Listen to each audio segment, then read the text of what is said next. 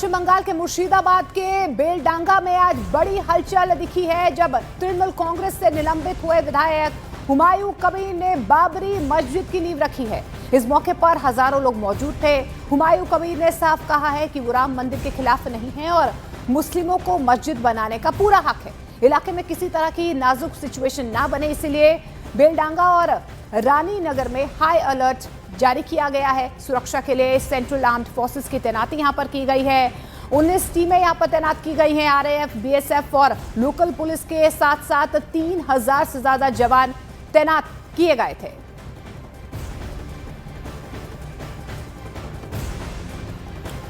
तो पश्चिम बंगाल में अगले साल होने वाले विधानसभा चुनाव से पहले मंदिर मस्जिद को लेकर राजनीति तेज हो गई है। बाबरी मस्जिद विध्वंस की 33वीं वर्षगांठ पर टीएमसी से निलंबित विधायक हुमायूं कबीर ने मुर्शिदाबाद जिले में बाबरी मस्जिद की आधारशिला रखी।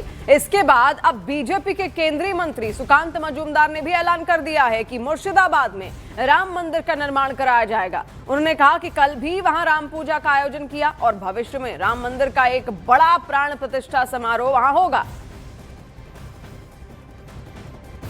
बीजेपी डेमोक्रेटिक वे में इसको रखेगी और हम राम मंदिर भी बनाएंगे मुर्शिदाबाद में।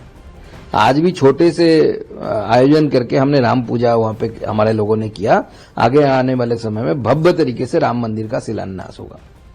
और बंगाल की बाबरी मस्जिद पर तेलंगाना के एमएलए टी राजा सिंह का बयान सामने आया। उन्होंने कहा है कि जैसे अयोध्या में ढांचा गिराया वैसे फिर गिराएंगे। टी राजा सिंह ने कहा कि राम भक्त बंगाल की बाबरी हटाने का भी संकल्प ले चुके हैं।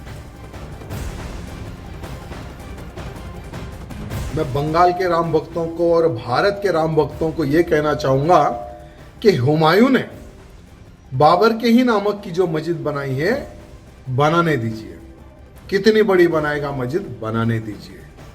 मैं आज चैलेंज करता हूं कि भारत के राम भक्तों को ले जाकर बाबर का नाम जिस प्रकार से अयोध्या में मिटा दिया गया था वैसे ही बंगाल भी राम भक्त जाएगा और बाबर के नाम की बनी हुई मस्जिद की एक एक ईंट को समाप्त भी करेगा। और पश्चिम बंगाल के मुर्शिदाबाद में बाबरी मस्जिद की नींव रखने के दौरान एक भड़काऊ बयान भी सामने आया। बीजेपी नेता अमित मालवीय ने एक वीडियो जारी किया है जिसमें एक आदमी ये बोलता हुआ सुनाई दिया कि जिसने भी बाबरी मस्जिद बनाने में रुकावट पैदा करने की कोशिश की उसका सिर काटकर फुटबॉल खेलेंगे। বাবরি মসজিদ বানাচ্ছে ইনশাআল্লাহ যা বাবরি মসজিদের জন্য জান দিতে আমরা রাজি আছি। আর কে যদি বাধা দিচ্ছে তার গর্দন কেটে এখানে ফুটবল খেলবো খেলবো বাধা দিচ্ছে। और बीजेपी ने बंगाल में जारी कट्टरवाद के लिए सीएम ममता बनर्जी पर निशाना साधा और कहा टीएमसी के वोट बैंक खुले आम धमकी दे रहे हैं। अमित मालवीय ने एक्स पर लिखा है ये राज्य प्रायोजित कट्टरपंथ है। पूरे पश्चिम बंगाल को सिस्टमैटिक तरीके से एक इस्लामिक राज्य में बदला जा रहा है। ममता बनर्जी और उनकी अल्पसंख्यक तुष्टीकरण की राजनीति को हर कीमत पर हराना होगा। तो बंगाल को इस्लामिक राज्य में बदला जा रहा है, ये बीजेपी की तरफ से सीधे तौर पर आरोप लगाए गए हैं।